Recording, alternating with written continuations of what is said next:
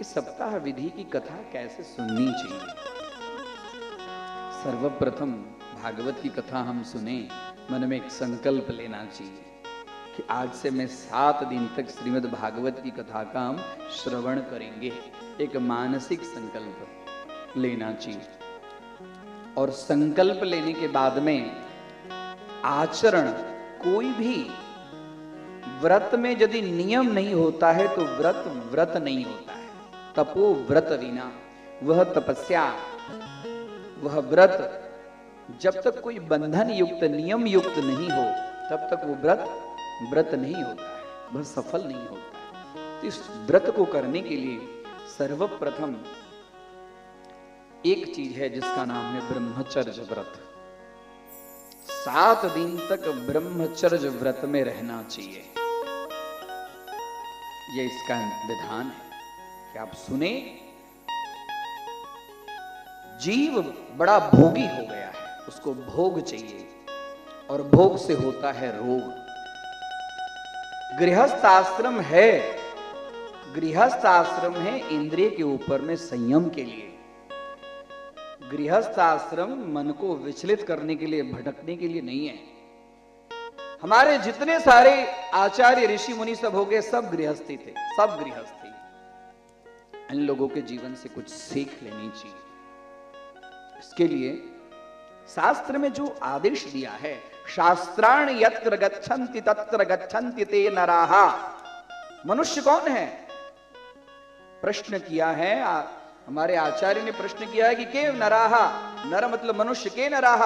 तो शास्त्राणि यत्र गच्छन्ति तत्र गच्छन्ति ते नराः। शास्त्र जहां जाने के लिए बोले वहां जो जीव जाए उसका नाम है नर।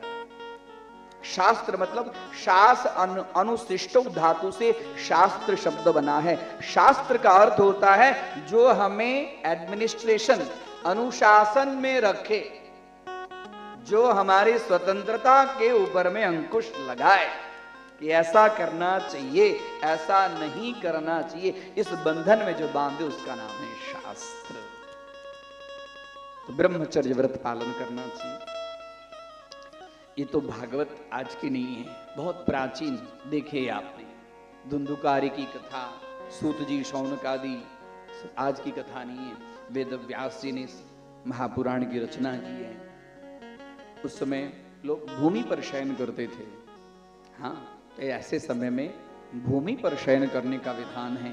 ये तो सुनिए, कोई जरूरी नहीं है कि इसमें जो जो लिखा है वो सब चीज का हम पालन करेंगे ही, लेकिन जितना हो सके अपने से उतने चीजों का पालन करना चाहिए। ब्रह्मचर्य व्रत में रहें और उसके बाद में भूमि पर सोएं, पत्राली भोजनम, पत्ते पर भोजन करें।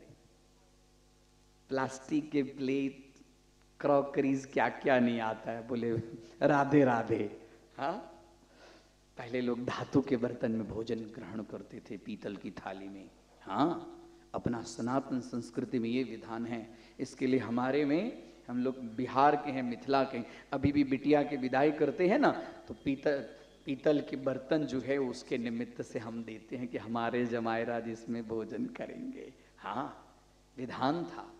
धातु में भोजन करने से हमारे शरीर के अंदर में बहुत सारी शक्तियां स्वतः प्राप्त होती है, इसके पीछे विधान है। लेकिन ऐसे समय में पत्रावल्याम तो भोजनम, पत्रावली में भोजन करें।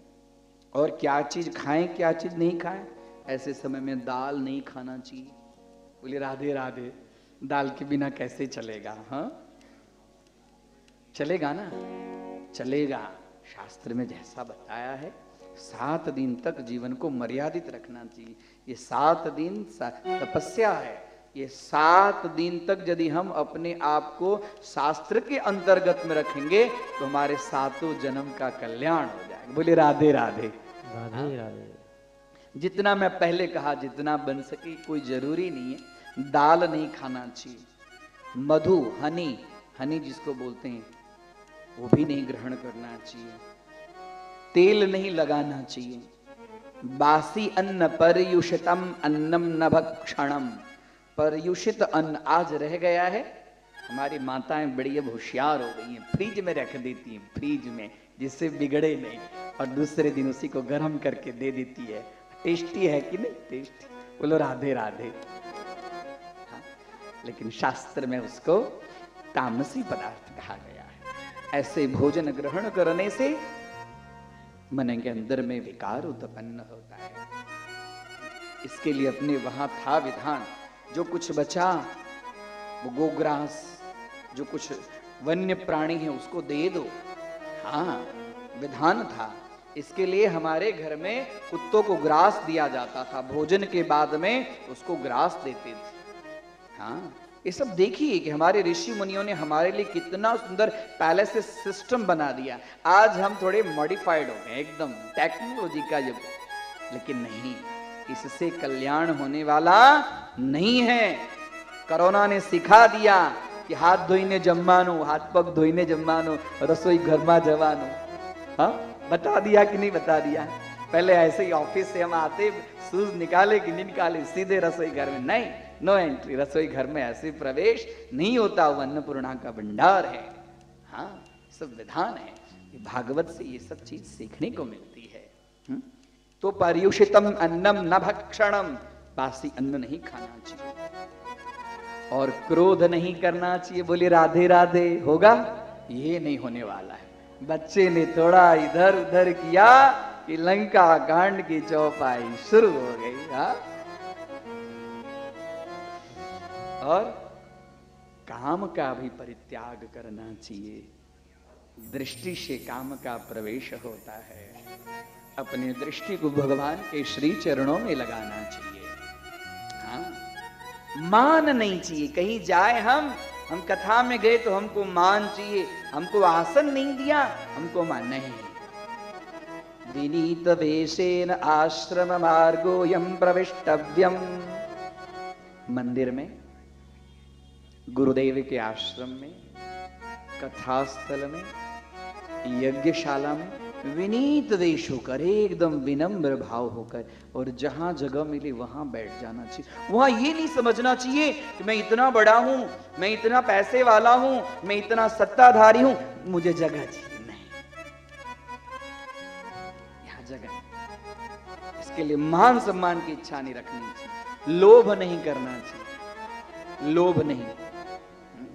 7 दिन तो जरा इस तरह से संयमी जीवन व्यतीत करके देखो, जीवन बदल जाएगा। बोलिए राधे राधे। दंभ नहीं करना चाहिए आचरण, मोह नहीं करना चाहिए, द्वेष नहीं करना चाहिए किसी को देखकर, उसने मुझे देखकर हंसा था। मन को बदलो, जीवन को बदलो। भागवत जीवन बदलने के लिए सिखाती है। आप अपना जीवन बदलो। आप लोग यहां पर सब काम काज छोड़कर आए, किसके लिए आए? यदि भागवत से कुछ आपके आचरण में बदलाव नहीं आएगा तो श्रम वही केवलम, खाली बैठने का श्रम होगा बस। हम इतना समय श्रम करके बैठे, ये नहीं। भागवत सिखाती है कि भगवानमय जीवन, साधुमय संतमय जीवन आचरण, साधु पुरुषों के साथ में जीवन आचरण करो। देखो 7 दिन के अंदर में जीवन बदल जाएगा। दंभ नहीं करना चाहिए, आडंबर नहीं करना चाहिए। और इतना ही नहीं, वेद की निंदा, वैष्णवों की निंदा, गुरु की निंदा, गो माता की निंदा, ये सब निंदा नहीं करना चाहिए। ये सब वंदनीय है। ऐसे समय में गो माता मिले, ये क्या है? सप्ताह यज्ञ की विधि।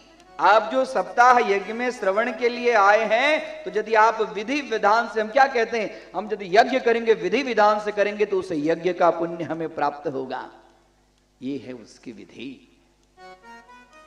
स्त्री की निंदा नहीं करनी चाहिए। हाँ, स्त्री के लिए मान चाहिए, स्त्री का सम्मान चाहिए। यत्र नार्यस्तु पूज्यन्ते रमन्ते देवतैः सह, जहां नारी की पूजा होती है वहां देवता सब निवास करते हैं। नारी की पूजा का तात्पर्य यह नहीं कि पुरुष ऑफिस से आए तो उसके लिए पूजा की थाली तैयार करें और उसकी आरती उतारे, वो नहीं होती है। बोलिए राधे राधे।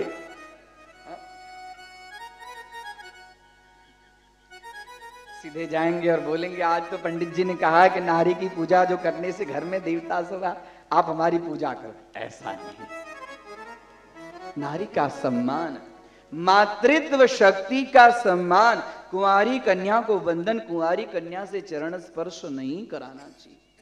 हाँ, यत्र नार्यस्तु पूज्यन्ते, नारी अपशब्द हमसे नहीं निकले, वह हमारे वंश के द्योतक है, वंश को प्रवर्तक, वंश बढ़ाने वाली है, वो शक्ति स्वरूपा है, प्रकृति स्वरूपा है, माया है।